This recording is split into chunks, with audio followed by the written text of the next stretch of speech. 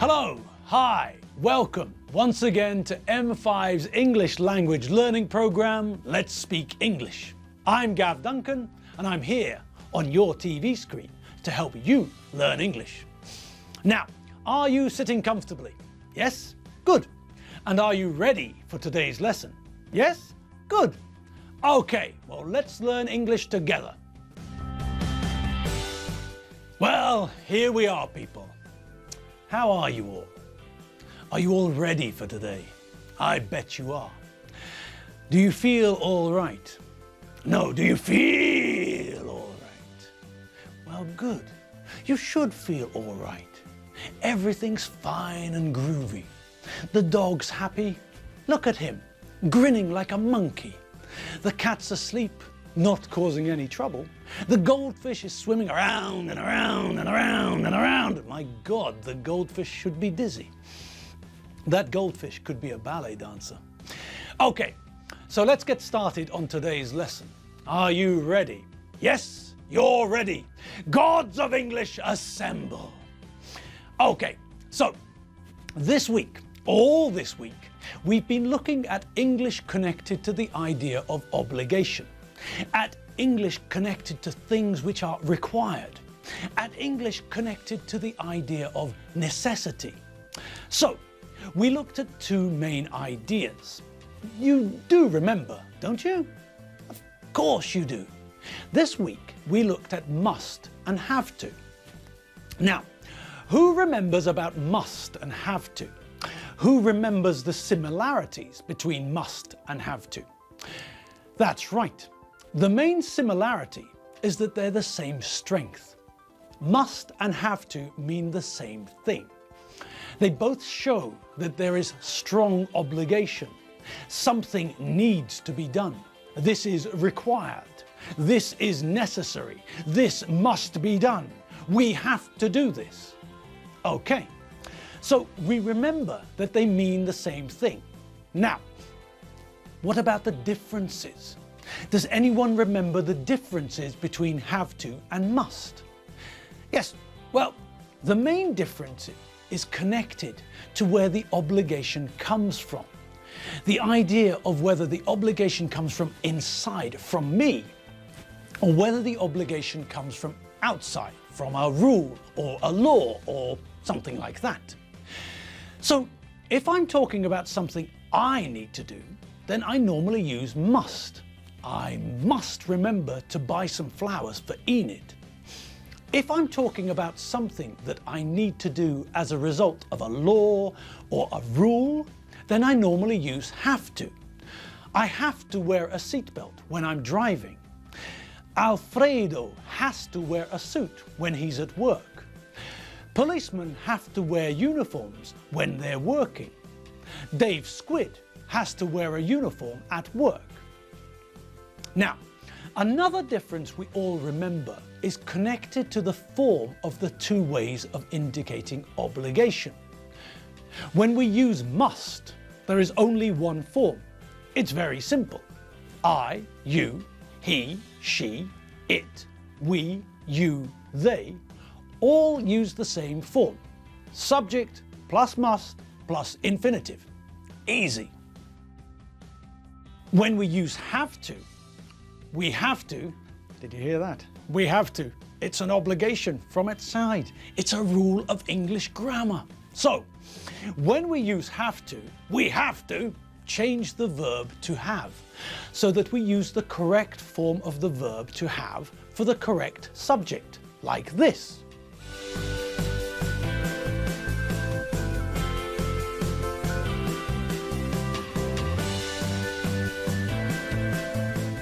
Good, great, wonderful, tropisch the cheese. Okay, now what else do you remember about the two forms we used to talk about obligation? There was one very important difference, wasn't there? That's right, we have to be very careful when we use must, because must is aggressive, or people can feel that it's aggressive. Have to is strong obligation, but have to is neutral. It's much nicer to use. It's not aggressive. and people won't have a problem with you using it. Have to is neutral. If someone is saying have to, then they're saying, listen, this isn't personal. I don't have a problem with you, but this is the rule. This is the law. This is what we have to do. And I'm just a messenger. I'm just telling you this information. With must, it becomes dangerous very quickly. People don't like hearing must. It's aggressive, and people feel that they are being challenged. And when people feel that they are being challenged, then they react with aggression. It's perfectly normal to use must when you're talking about yourself. It's not a problem if you want to be aggressive with yourself. Be my guest. But the simple rule is that we should use must with ourselves and have to with other people. Now, sometimes people do use must with other people. There are certain jobs or situations where it's understandable that people use must. Think of situations where people are showing that they are in charge, that they are the boss. In situations like these, then people do use must, and it is aggressive, but they want it to be aggressive. They want to tell the other person that I'm more powerful than you are. I am your superior. When I tell you to do something, you will do it. Okay, now we know that there are situations like this. A teacher talking to pupils maybe, or a policeman talking to a criminal, or an officer talking to a soldier. Okay, but for us, the basic rule should always be use must with ourselves, use have to with other people. That way, we can avoid trouble. We don't want to upset people. We don't want to challenge people. We don't want to be aggressive. So, the best thing to do is just to use have to. Simple. Okay, now, what else do you remember about have to and must? Anyone? Come on! Someone must remember what we learned yesterday. Ah, that's right. Brunner Zolli. Finally, someone from Örbotjan. Okay, what was that, Zolli? Yes, that's perfectly correct. Yesterday we learned that there's a big difference in both form and meaning when we add the word not to have to and must. Good. Now, as Zolli said, the first difference is in the form. When we want to use not with must, it's very simple. We just add not to the end. Must changes into must not. And what do we always prefer? That's correct. We always prefer to use the short version. So we use mustn't. Good. And because must is the same for all subjects, I must, you must, he, she, it must, we must, you must, they must, the same is also true when we add not to must. I mustn't, you mustn't, he mustn't, she mustn't, it mustn't, we mustn't, you mustn't, and they mustn't. Mabel, oh Mabel, Mabel, be a dear and show us a table.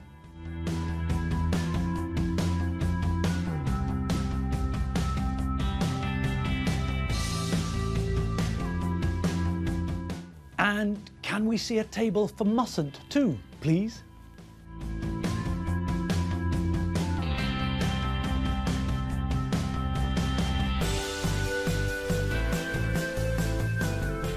Okay, good. And now, let's look at what happens with have to when we add not. This time, as Zolli said, it's a completely different form. When we add not to have to, then we use the verb to do. This means that we have to remember how the verb to do works and changes. Do you remember the third person singular? That's right. We have to be careful with the spelling change. Okay, let's see if Mabel can provide us with a couple of tables to show the differences between have to and do not have to. Mabel, are you there?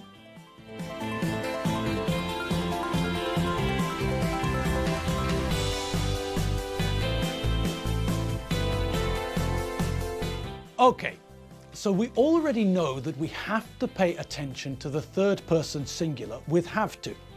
So when we add not, it's not a big deal to pay attention to the third person singular change for do. It's simple for us. We're gods of English after all, aren't we?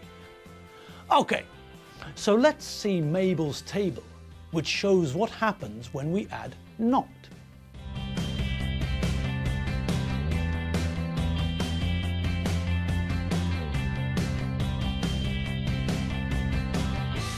So, we use the verb to do and add have to. We use don't plus have to plus infinitive for I, you, we, you and they, and we use doesn't plus have to plus infinitive for he, she and it. Simple. When we make a change for the third person singular, we change the verb to do, not have to. It's not he doesn't has to.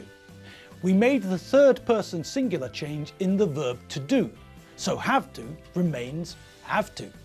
Simple, easy peasy. When we add not to must, we get the opposite of must, mustn't. This is logical. It's exactly the same as must, just the opposite. You must wear a seatbelt when you drive. You mustn't drink and drive. Simple, no? Yes. Now with have to, things change when we add not.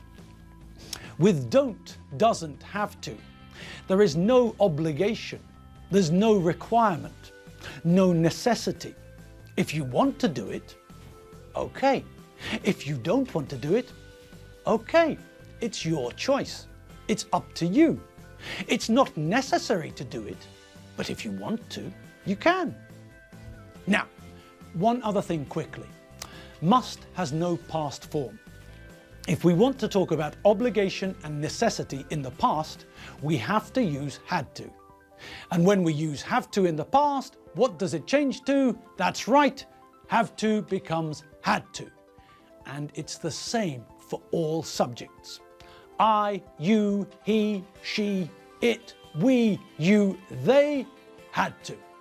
Simple. Yesterday, I had to get up early to go for a run. This morning, you had to run to catch your bus.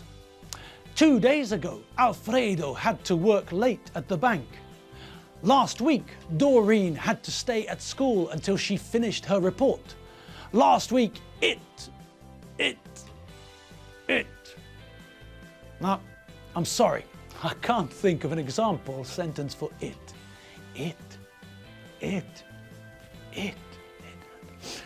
I have no idea. If anyone can think of an example, write in and tell me, okay? Moving on. This morning we had to walk to work. The bus broke down. Yesterday you had to go to school. It was a weekday. Yesterday evening they had to cook dinner. Their friends came round to dinner. Excellent, fantastic, well done. And now, oh God, not again. Blimey, I've done it again. I've talked too much. Now Enid can't come on. There's no time left. Oh my God, Enid will kill me. I'll have to buy her some chocolates as well as some flowers. I'll have to beg her to forgive me. Oh God, I hope she doesn't shock me. Right, well, that's all the time we have for today. I'm off to find a shop where I can buy some presents for Enid as an apology. Anyway, thanks for watching. Remember to catch up with all of our video lessons at www.m5tv.hu. I'm Gav Duncan, and I'll see you next time. See you later. Bye.